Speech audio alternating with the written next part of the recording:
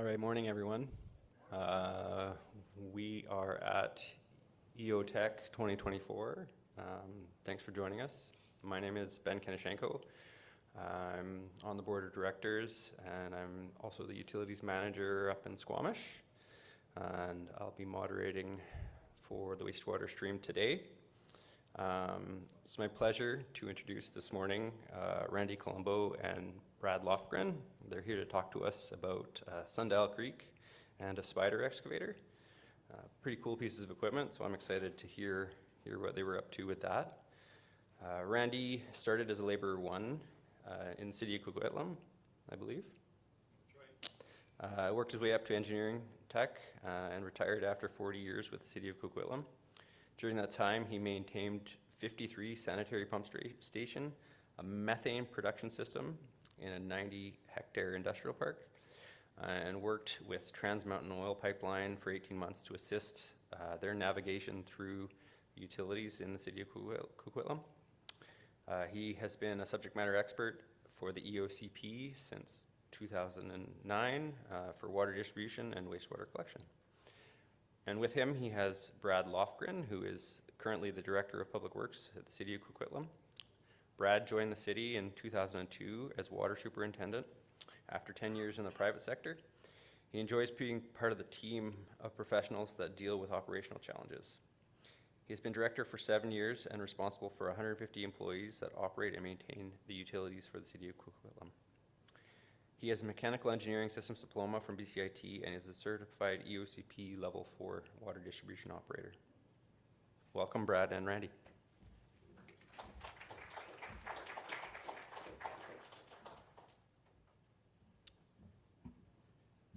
Good morning, everyone.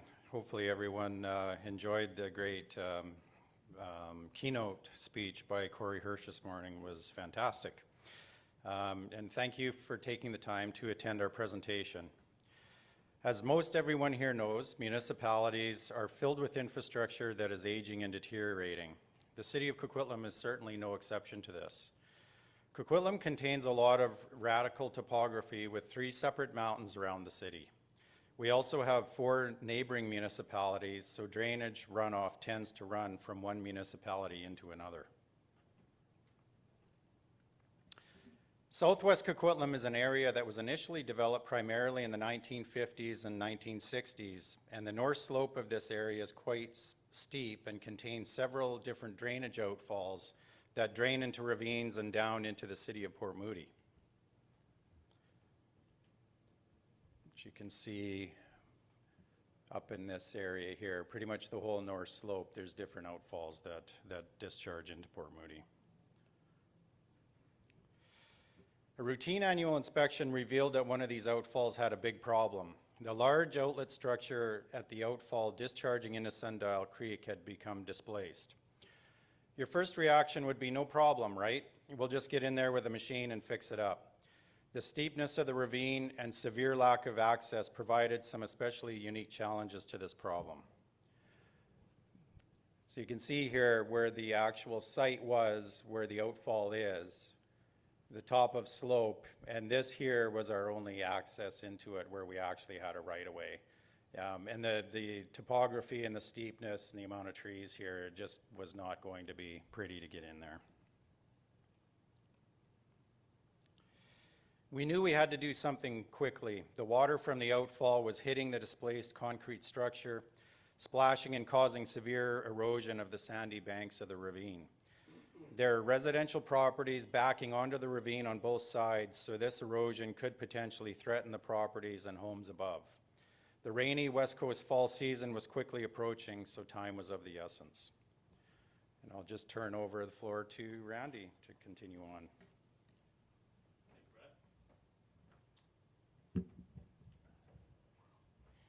Morning, everybody. Thank you very much for attending. I hope you enjoy our presentation. And like Brad said, the erosion was really, really bad, as you saw by that one slide there. So I was asked to go down, have a look at it, and come up with a strategy to repair it. So I went down there. As you can see, there's a rope. We went through our right-of-way. That was the only legal way we could actually go down there. and I used a rope. It was that steep. Trees all down, going underneath, over top of them. And also we were crisscrossing back and forth. It just crazy, crazy terrain down there. I mean, I'm going down there, I'm thinking, wow, this is gonna be, I am not even down the pipe yet, and I got thoughts in my head. So as I'm going down, you can see all these little words I put on the screen, on the slide here. You're wondering, like, how the hell am I gonna get down here and get this thing fixed that I haven't even seen yet? There was a preliminary design done before they asked me to fix this. It was just, there's a 24-inch concrete pipe with an outlet structure that had come apart and fallen down. And the consultant decided to just hook up a 245 PVC pipes, attach it to the concrete pipe, and put a splash pad down there. So we went down to take a look. So here you can see the same erosion there, and the one tree had fallen down. That's the west side. And there's the outlet structure. And fortunately for us, you see that big boulder on the left-hand side there, that saved it from actually tilting over, because it's on about a 40-degree angle right there. I think over time what had happened, just natural water running down the ravine, it was at a 20% slope, the pipe. Because we had a 24-inch pipe, so we got a lot of water. And over time it just took all the fines away and it let go. So this is the back. I was walking around looking at this, and you can see the erosion again, that tree that had fallen down. And also at risk were houses that were above. The properties were just directly above that, so there was a risk to losing their properties. If you take a look here, right there, that's where the 24-inch pipe was connected. That was a pour-in-place outlet structure. But that piece of concrete there is a baffle. Now there's a drawing of this, which I'll have here in a couple of slides to show you why I thought, well, it might be an idea to reuse this, but I was asked to go by the design that was given to me. So this is looking downstream of the outlet structure, and you can see that the east side on the right, and you see all the trees that have come down, the vegetation, and it was all down. This all had to be cleared in order to get riprap down there and lay it up against the eroded banks.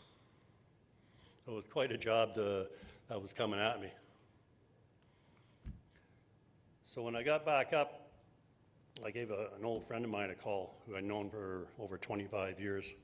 So don't ever be afraid to go out and talk to resources out there that you've known for a long time, because you go down and you look at the job and you kind of knock your heads together and just discuss things, and you always come up with a plan to fix it. So we decided that it might be a good idea if we could straighten out that outlet structure, we could reuse it.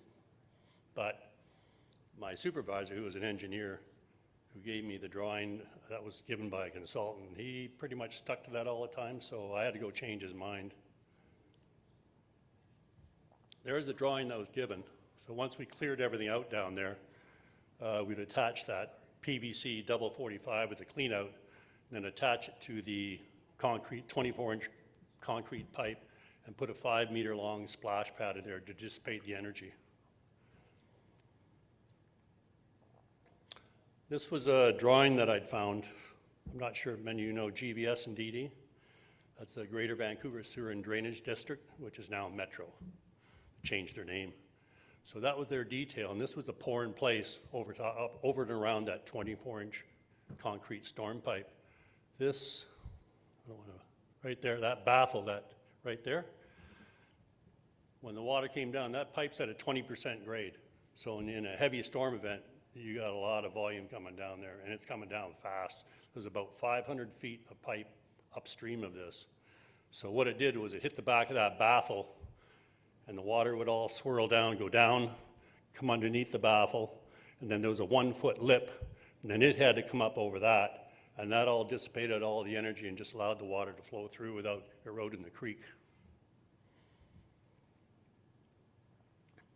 So there's a little bit better picture. You can see right there, there's a storm pipe, there's a piece of pipe broken off, and you see how it was pour-in-place the bottom of it. So we had to straighten that out Fortunately, I was able to talk to our supervisor into allowing me to reuse that. The plan was to take a whole ram, bust this all up, and just use it as riprap. So he did allow us to give it a try and see if we could get the alignment correct and make a connection between the storm pipe and when we had that set down in place. So when I was down the second time, as I say, we had to come through our right-of-way legally. That's the only way we could go. I looked up on the east side, which is all private, and I saw a couple of sheds. And I'm looking at the bank there, I'm going, well, that looks a little bit more easy to get equipment and material down. So I went back to the office and I looked on our GIS on the overlay, and I saw the sheds, and I got the address of the house, and I went and spoke to these people, explained the problem, and in the end, and they were kind enough to grant us passage through their private property. It did go through legal department. There were papers that all had to be signed. But boy, thank goodness they allowed us to do that, because coming down through the right-of-way, I'm not sure what we would have done. So the day after that, we had a contractor that was hired by the city, and we had to get a lot of brush and trees cut down in order to get access from the back of the property down to the bottom. So in the center of the picture, the outlet structure is there, but we were just on the right of that tree on the right. That's where we went down. So this is actually at the end of the job, just to give you an idea of what we were dealing with, which was the better part than the actual right-of-way. We had 23 meters of vertical elevation between the invert of the outlet structure and the top of the slope, and a 58% slope, 57.7. So that's what we were dealing with. I've had a few jobs over the years where nobody wanted to do certain jobs, so they always, give it to Randy. So I always thought about, well, what happens if you're in this position, you have to get rescue somebody, because maybe the guy's just on site, you couldn't do it. So I had a good rapport with the fire chiefs, and the fire chief put me on to Chief Mulligan, and I brought him out to this site. We walked down to the bottom, told him what had to be done, and we walked back up. He said, yeah, he said, this would be a good exercise for our crew. So he kindly took it on. So they came in, they set up, and here they've taken the basket down at the bottom with a dummy in it to simulate rescue. So it's a good exercise for their crews. And once they got back down, then of course they had to bring it back up to simulate the rescue. And of course you can see how the ropes they've got tied off far away, and this is the ones that are going down the ravine. And then after the rescue, then they sit there and they have a little discussion, discuss all the things that maybe they could have done better, or what they did do and what they did do. So I just showed this slide a little bit ago. Now I've got the operator, and the tree fella gave me a card, and it showed a spider excavator, and I'd heard of them before, but I'd never used one. So I said, yeah, that's what I want. So I got a hold of the fella and brought him to the site, and I said to him, told him what had to be done. We went down to the bottom. We came back up. I said, do you want a dozer to winch you back down, back up? He said, no. He said, it's all good. He said, we'll get through this. The guy was cool as a cucumber. So we were going to start after the Labor Day long weekend. And this is Mitch moving in with his machine on his low bed. Now you see those little tires in the front, they're going to come off when he goes down the ravine. And you can kind of see the claw, the little pad in the front with the spikes. And the back tires, they stayed on. And they were 72 ply in order, so you run into sharp rocks, broken sticks, and that won't puncture your tires when you're in a real nasty position. The other fortunate thing was when I asked for permission, I looked at the height of this carport. Unfortunately, it was open, and we had a 10-foot clearance, was just enough for him to get through. You can actually see him sinking his belly down when he's coming through the carport to get to the back of the ravine. And here he is coming through onto the grass. And there's that extendo hole that allows him to reach 8 meters, a little over 8 meters. And that clam bucket actually turns 360 degrees, which really made a good help for moving the riprap around. So there's the hoe ram, and he had a little sleeve anchored onto his arm, front arm. You see the two pads right there? That's for the grip. And he just popped that in the slot. And down we go. Has anybody ever seen a spider excavator? Yeah. Unique machines. So on the way down, and he was attached to a cable. He put a nylon strap around one of the big trees up there with a shackle, and then he attached. You can actually see his cable there. So here as we're going down, because we didn't want to keep coming back up. Just one path on the way down. He made a little swale in order for the riprap to go down. So we hoped. So there gives you a little idea of the elevation changes in the slope, how steep it is. You can see his arms stuck way down just to keep himself level as he's making this swale coming down the slope to the bottom. This is kind of really neat. I wish I'd done a movie clip with this, because if you ever seen a tarantula spider walking, you see how they just slowly move their legs like this here to move forward. Well, that's exactly how this machine works. It's very incredible to watch when he moves. He just uses his bucket to hold him. He'll drop his pads in and pull himself forward.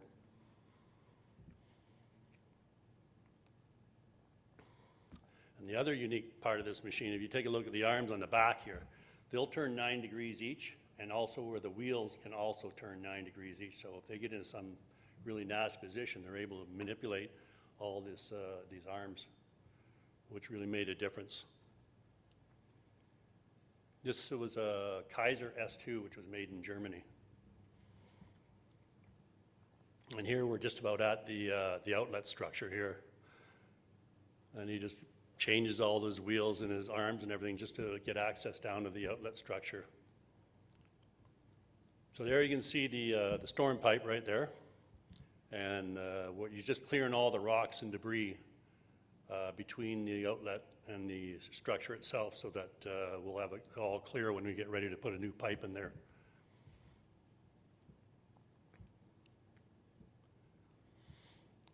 And again, it took a full day just to clear all the debris and just get to this, where we are right about now, once we got down the hill. We had a lot of cleaning up. We had to cut a lot of trees up just to be able to move them. Although we did keep one tree, one full-length tree, one of the big ones, and put it across the path as on the swale all the way down for any riprap that did pick up speed. It wouldn't run into anything, particularly the outlet structure.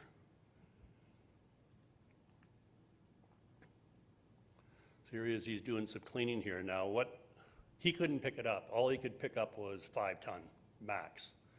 And our calculation was we probably figured this outlet structure weighed around a little over 8 tons. So there's no way we were going to pick it up, but we had to save it.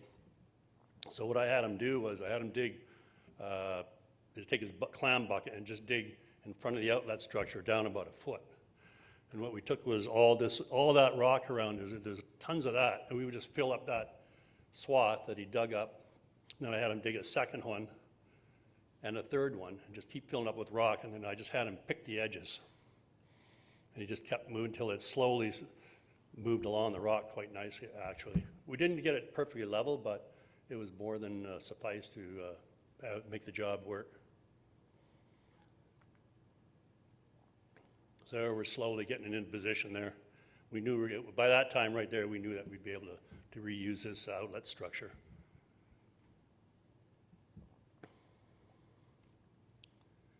So now we have it just about in place. That's Mario down there. He's just doing a little bit of cleanup down there. And as Mitch, that was the operator's name, and he's cleaning all the debris down there in preparation, putting the riprap down there. So Mary and I had to do some making sure the alignment was correct. So when we put our HDPE pipe between, which I had to order after this day here, I had it ordered. We were very fortunate also on that same street, it was a cul-de-sac, so I didn't have to worry about traffic control and all the trucks that just dumped the riprap. And of course, we used that Walker Newson, which was just a little heaven sent. taking it into the backyard and dumping it down the hill. Anyone ever used the Walker nuisance? Great machines. They make much bigger ones than that. That's just a 3-ton right there. So there's a lot of small riprap, but that's the basic size that we had, 24 to 36 inches what we ordered. And that was the first dump going down the hill. Now, I just didn't dump, let it go. Mitch and I had signals with the horns. So before I would dump, he made sure he was out of the way in case any of the rocks that did pick up speed didn't go down there and hit his machine or the outlet structure. Now the pipe that I had ordered, the bends were just naturally DR17. So I had to use the random lengths DR17, and of course we all know 24-inch, you lose the inside diameter. So we lost about 3 inches, which was more than acceptable considering the grade. I had them weld on that collar at the shop in Abbotsford. That piece right there was going to slide into the inlet of the outlet structure so that in time it wouldn't slide through and go up against the baffle and cause a blockage.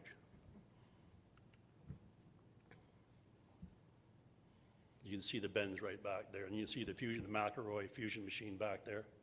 We did it all on site. Here he's fusing 2 of the bends together. I'm sure most of us have done fusion here of some sort, whether it be small diameter or large diameter. And of course you get the nice bead there when he pressures the 2 pieces together. And that's one thing you always make sure you check that temperature. Should be 450 degrees. Make sure you always make sure that temperature is there, or you won't get a good fusion. So I had most of our crew our department that day. I had them all, they had not done any of this work before, so I had them all come down to site and just help out the best they could. So here we just took the bends and we just dumped that down the bank, and it went down lickety split. There you can see it going down the hill.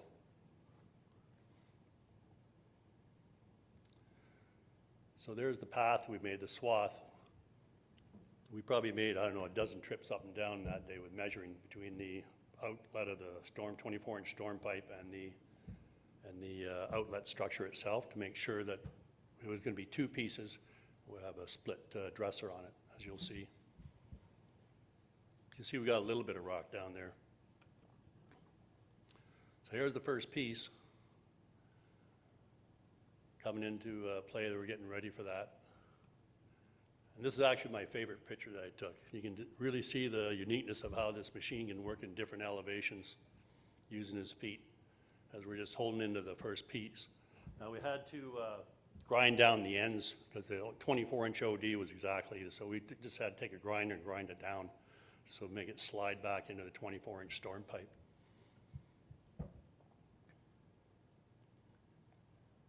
So there's the piece. You can see the collar that I had them weld that on there, that piece. That's the second piece. And there you see I got the split dresser sitting around that pipe. We're ready to put it together. So there we've got it together with the split dresser. I actually stuck in the concrete pipe and the HDP, I actually put denso tape in there. Stuck it all in there, jammed in it with a screwdriver. And then later on what we did was we cut a hole in the top of the storm pipe and put our arm in there and just grouted it all. And then we put a screen over top and let it use it as an overflow.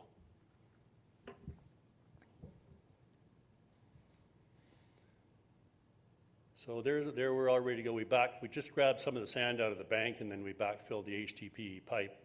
As you can see right there, we didn't want rock underneath it. And we're ready to put riprap down. We're all connected and good to go. That job there took 11 hours that day just to get that pipe together. Now you would think 58% slope, when you dump a load of riprap, it's just gonna fly. Didn't work out that way. Probably about 50% of the rocks just sat there and they would pile up. Some went, half of it went rolling down the hill, but there's what it looked like. So what we decided to do is we'll just build it up, leave it there. And Mary came around with a little excavator, and then we had Mitch, and you can see the spider excavator up there. He is at the side. So Mary would push it down, the rock would move, then the spider excavator just, with his clam belt, he just grabbed it and just throw it down the hill. It was time consuming. That job took 9 days to get that down there. And we just repeated that day after day till we got it. And all the small stuff was still good because the bank was silty, very fine silts. So it was good for erosion control, all the small rock that we left.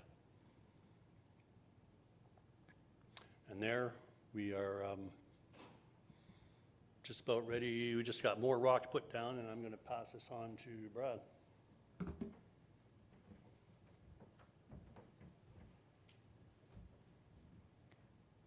Thanks, Randy. So yeah, you can see where just the final placement of riprap is happening and getting ready to start pulling out of the work zone. So as the spider excavator was making its way out, you can see where he was placing riprap and you know, bark mulch, that sort of thing, depending on where it was, just to leave the site better than we had found it. So the finished project, there's a total of 314 tons of rock that was brought in. And Randy also mentioned, and I think there's a photo of it, you can see the hole that was cut in the top of the concrete pipe in order to be able to access the inside to grout it and then screen the top. So it provides an overflow in the event of a partial blockage. I mean, we don't anticipate that, but you never know. So just a photo, the homeowners that were so gracious to us, and just shows the restoration that happened in their yard after we were done. We were very thankful for their cooperation. And the city was very fortunate to have a determined member of our team who was committed to getting this job successfully completed at the least possible cost. So it's a big thanks to Randy on that. It took a lot of thinking outside the box, tactfully negotiating with residents, which can be difficult at times, and coordination of internal resources to successfully complete this project. Had we been required to access the outfall through our right-of-way, it would have undoubtedly cost much more and would have caused a lot more environmental damage and poor public relations to complete the job. Just some specs on the spider excavator, just with respect to horsepower, its reach, lifting power, depth, fuel capacity. I understand it was refueled once during the course of this project, which is pretty good. And it also contains all biodegradable lubricants. Obviously, it's working in environmental sensitive areas, so if there was a spill, we obviously want to minimize the impact as much as we can. And just a summary of the project, Randy had mentioned before, it was HDP DR17 pipe that was used, 314 tons of riprap. The excavator at that time, which I think this was 2018, was $220 an hour, and we were just under $63,000 for project cost. I mean, if we had to build a road in through our right-of-way, it could have been easily 2 or 3 times this cost. And, thank you very much, everyone, and we'll open the floor to any questions anyone might have. Thanks, fellas. That was a very interesting presentation and a very interesting project. I don't think many of us get opportunities to do stuff like that, for better or worse. I have a question before I open it up to the group. What kind of environmental permitting did you have to do, and was there any kind of consultation with geotechnical or biology experts? We had a group at City Hall. I don't know what they're called now, Brad, that deals with all the environmental problems that we run into, especially when you're working in a creek and all that, and they handled all that. They did all the paperwork.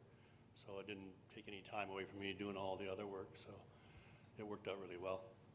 Yeah, we do have we have an environmental department that's well versed in dealing with that and dealing with proper permitting for in-stream works. So we utilize them as an internal resource. Handy to have that that resource in-house.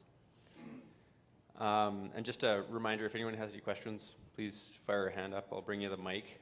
There are online attendees, and they won't be able to hear the question if you don't have the mic. So I got the first one online. We've got Mike Murrell with the City of Kelowna. Do you have any present-day photos of the site? How is the repair and restoration stood up with time?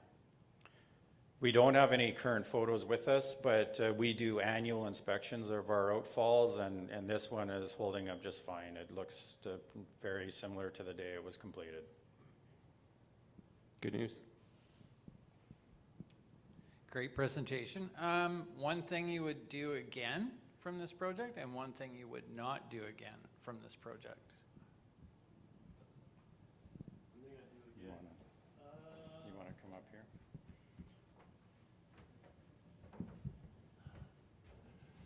I'd love to do another one. That was fun. I mean, the weather was really, really good, so that we had one day of rain, that was it. Time of year? Yeah. What time of year? Sorry. September gonna after ask the what long time of weekend, year. after the long weekend of September. So basically just like what you're seeing right now, maybe even a little bit warmer. So it was good. One thing I wouldn't do is was that the other question? What's your lesson learned from this? Or what would you do differently, or what's the lesson learned? You know what? Nothing went wrong. It was really good.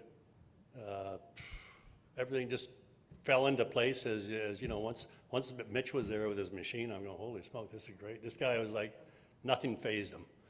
Yeah, okay, we'll get that done. So that really made a lot. It was just a matter of getting the riprap down the hill, and then restoring the people's property.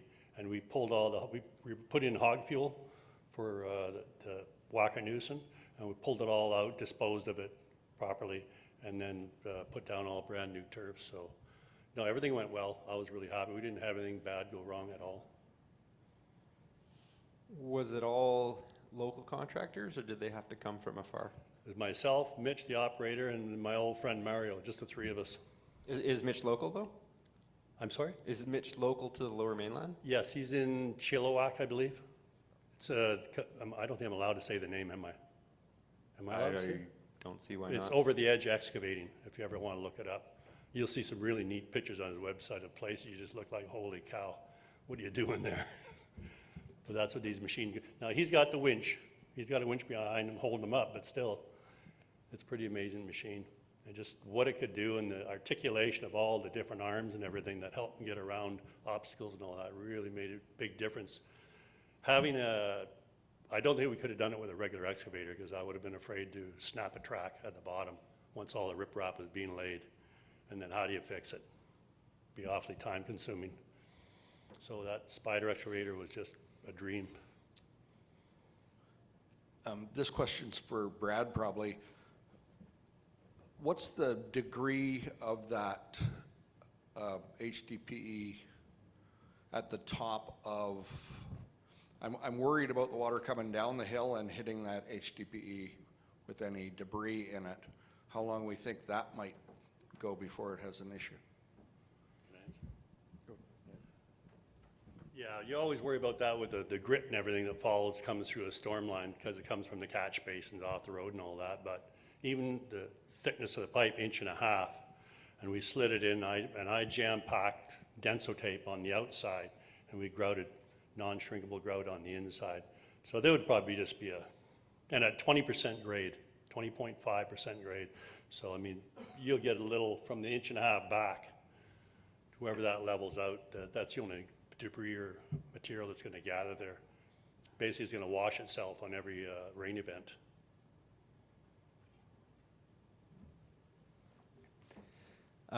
We've got another question online from Pat W. Are you considering the purchase of a spider excavator? Maybe that's a question for Brad.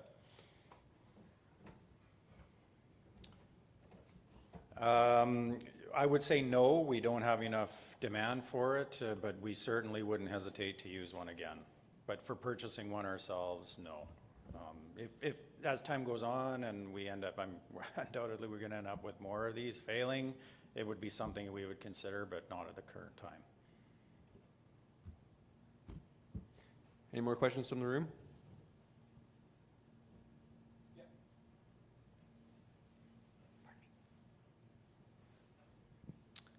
What did negotiations with the residents look like? Were there any stipulations they had for commencing with the project? Mr. and Mrs. Christie were incredibly kind and didn't put any stipulations. As Brad mentioned, we said we will restore your yard to same. It was all beat up, bad grass. So we pulled everything out and put brand new Western turf down. And he actually had a fun time. He sat in his living room on the chair and through at the window and just watched us every day. Because he knew, when he started hearing the horns, he knew we were working down there. So yeah, I think they enjoyed that. They enjoyed the company. Didn't have any static from them at all. Very kind people, thank goodness. Any more questions from the room? I have one more, or had one more, and it just eluded me, gone. You've got our emails. Fair point. All right, we've got, well, let's give Brad and Randy a warm round of applause, please. Thanks for presenting today. You will be getting by mail a copy of Corey's book, autographed by Corey. Oh, we just don't nice. have them yet, so expect that. And thanks everyone for being active listeners. Our next presentation starts at 11 o'clock, so we got about 8 minutes to grab a coffee or a bathroom break real quick. Thank you.